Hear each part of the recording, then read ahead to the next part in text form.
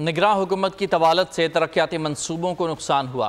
निगरान हुकूमत की मुद्दत इसीलिए 2-3 महीने रखी गई है, बल्कि मैं तो कहता हूं कि निगरान की मुद्दत 2 महीने ही होनी चाहिए ताकि हुकूमत का तसलसल टूट ना सके।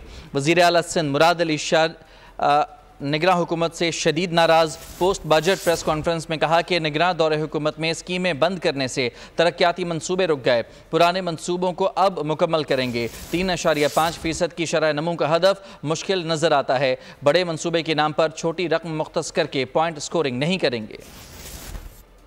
सिंध काबीना ने ये किया, नई स्कीम कोई भी नहीं डालेंगे बजट में। हम अपनी पुरानी स्कीमों को कंसोलिडेट करेंगे। बहुत सारी चीजों में केयरटेकर गवर्नमेंट में कि जिस तरीके से हमारी सिंध की 84 अरब रुपए की स्कीमें 1 जुलाई से 11 अगस्त तक, वो पिछले साल में हमने तकरीबन 700 कुछ स्कीमें, 743 थी या जितनी थी स्कीमें अप्रूव की। वो क्योंकि हम चाह रहे थे कि जी ड्यूरिंग द केयरटेकर ये काम चलता रहे। नहीं, आधी स्कीमें 6 हफ्ते में अप्रूव की। पूरे केयरटेकर के 7-8 महीने में 80 स्कीमें मंजूर, और अभी हमें आए हुए 2-3 महीने हुए 772 स्कीमें और अप्रूव की हैं। और ये होता है केयरटेकर का नुकसान। इसीलिए कहते हैं ना 2 से 3 महीने होना चाहिए। पता नहीं क्यों नहीं, मेरी तो यही थी कि 2 महीने में रखें ताकि हम अपनी कंटिन्यूटी रखें। ऊपर से इलेक्शन कमीशन कहती है कि सब बंद कर दो, टेंडर नहीं हुआ तो भाई टेंडर से हमारा क्या ताल्लुक है? ये तो सरकार का काम है, चलते रहेंगे। उनको डर क्या था कि पीपल्स पार्टी की हुकूमत काम करके चली गई है